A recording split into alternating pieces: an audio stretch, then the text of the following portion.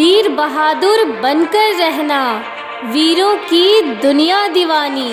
इतिहासों में लिख जाती है बलिदानों की अमर कहानी। मुर्दों में भी जान डाल दे, इनकी ऐसी कहानी है। ये कोई और नहीं, झांसी की रानी है।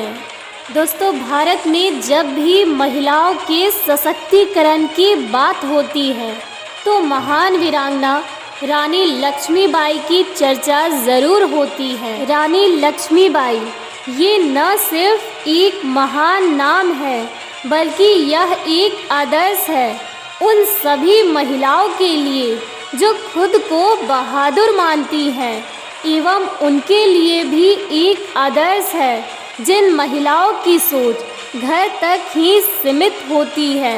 हालांकि आसान नहीं होता एक महिला होने के बावजूद पुरुष प्रधान समाज में विद्रोही बनकर अमर हो जाना। आसान नहीं होता एक महिला के लिए एक साम्राज्य के खिलाफ खड़ा हो जाना। तो आइए जानते हैं हम सबकी आदर्श रानी लक्ष्मीबाई की वीर गाथा।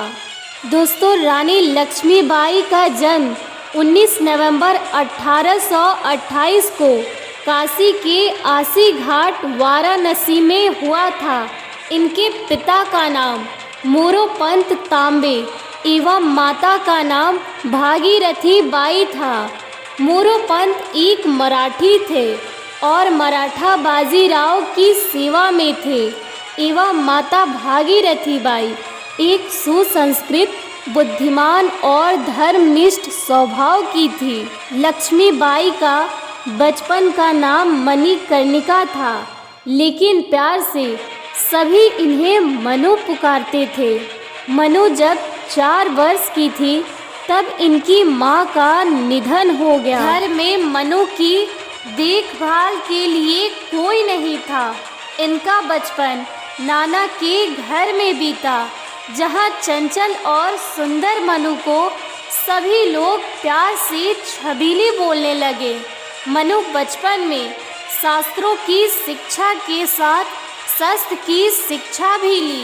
जन्म के 14 वर्ष पश्चात सन 1842 में इनका विवाह झांसी के मराठा शासित राजा गंगाधर राव नेवालकर के साथ हुआ और ये झांसी की रानी बनी। विवाह के बाद इनका नाम लक्ष्मीबाई रखा गया।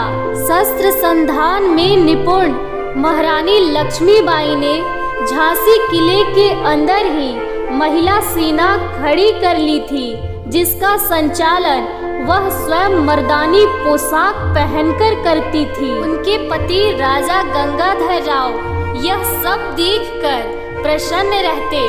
दिन बीतता गया। झांसी की रानी लक्ष्मीबाई विजयी की झंडा लहराई। फिर सितंबर 1851 में रानी लक्ष्मीबाई ने एक सुंदर और सुशील पुत्र को जन्म दिया, परंतु अफसोस 4 महीने की उम्र में ही उसकी मृत्यु हो गई। ये मुसीबतों का पहाड़ देख सन 1853 में राजा गंगाधर राव का स्वास्थ्य बहुत अधिक बिगड़ जाने पर उन्हें दत्तक पुत्र लेने की सलाह दी गई। पुत्र गोद लेने के बाद भी स्वास्थ्य सुधर नहीं पाया और वह अपने पुत्र वियोग के आघात से दुखी राजा ने अपने प्राण त्याग दिए।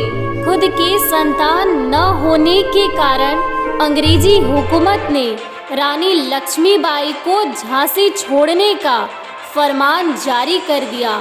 फिर गवर्नर जनरल लॉर्ड डलहौजी ने झांसी पर कब्जा कर लिया और रानी को गद्दी से बेदखल करने का आदेश जारी कर दिया। लेकिन स्वाभिमानी रानी ने फैसला कर लिया था कि वो अपनी झांसी अंग्रेजों के हाथ नहीं देंगी। जब अंग्रेजी दूत रानी के पास किला खाली करने का फरमान ले आते हैं, तब रानी गरजकर बोलती है, मैं अपनी झांसी नहीं दूंगी। तब अंग्रेजी सेना झांसी पर कब्जा का योजना बनाकर युद्ध के लिए रानी को ललकारते हैं। तब रानी लक्ष्मीबाई युद्ध के मैदान में कूद पड़ती है एवं रानी की सेना ने अंग्रेजों को आगे बढ़ने से रोक देती है। युद्ध 2 हफ्तों तक चलती रही। परिणाम में अंग्रेजी सेना को पीछे हटना पड़ा, लेकिन अंग्रेज दोगुनी ताकत के साथ वापस आ जाते।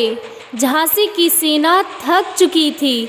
आखिरकार 1858 को अंग्रेजों ने झांसी पर कब्जा कर लिया। रानी लक्ष्मीबाई अपने कुछ भरोसेमंद साथियों के साथ अंग्रेजों को चकमा देकर किले से निकलने में कामयाब हो गई। फिर रानी और उनकी सेना कालपी जा पहुंची और उनके द्वारा ग्वालियर के किले पर कब्जा करने की योजना बनाई गई। ग्वालियर के राजा किसी भी हमले की तैयारी में नहीं थे। 30 मई 1858 के दिन रानी अचानक अपने सैनिकों के साथ ग्वालियर पर टूट पड़ी और 1 जून 1858 के दिन ग्वालियर के किले पर रानी का कब्जा हो गया। ग्वालियर अंग्रेजी हुकूमत के लिए बहुत महत्वपूर्ण था। ग्वालियर के किले पर रानी लक्ष्मीबाई का अधिकार होना अंग्रेजों की बहुत बड़ी हार थी। अंग्रेजों ने ग्वालियर के किले पर हमला कर दिया। रानी ने भीषण मार काट मचाई। बिजली की भांति लक्ष्मीबाई अंग्रेजों को सफाया करते हुए आगे बढ़ती जा रही थी। ग्वालियर की लड़ाई का दूसरा दिन था। रानी लड़ते लड़ते अंग्रेजों से चारों तरफ से घिर गई।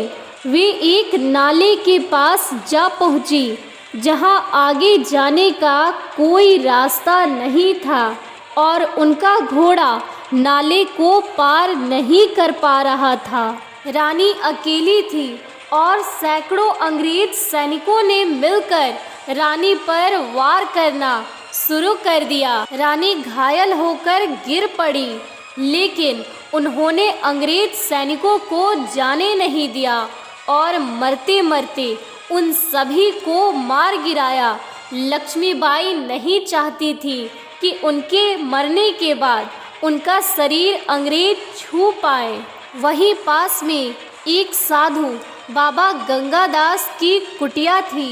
वे साधु उनको उठाकर अपनी कुटिया तक ले गए और लक्ष्मीबाई साधु से विनती की कि उन्हें तुरंत जला दिया जाए। रानी लक्ष्मीबाई ने 1858 में अपने प्राणों की आहुति देकर पूरे भारत में फैला दी। उन्होंने अपनी स्वयं की आहुति से उस यज्ञ अग्नि को प्रज्वलित कर दी थी, जिसकी पूर्ण आहुति 15 अगस्त 1947 को हुई। इस तरह 18 जून 1858 के दिन ग्वालियर में रानी वीर गति को प्राप्त हो गई। दोस्तों, रानी लक्ष्मीबाई अपने छोटे से जीवन काल में वो मुकाम हासिल की जिसकी मिसाल आज भी दुर्लभ है, जो मात्र 25 वर्ष की आयु में ही अपने पति और पुत्र को खोने के बाद भी अंग्रेजों को युद्ध के लिए ललकारने का जज्बा रखती हो। वो नारी निसंदेह हर मानव के लिए प्रेरणा स्रोत रहेगी। रानी लक्ष्मीबाई जैसी महिला आज तक हम सभी के लिए प्रेरणा स्रोत है। दोस्तों, एक बार फिर से चलो हम बचपन की ओर लौट जाते हैं और सुभद्रा कुमारी चौहान की ये पंक्तियाँ गुनगुनाते हैं। खूब लड़ी मर्दानी वह तो झांसी वाली रानी थी।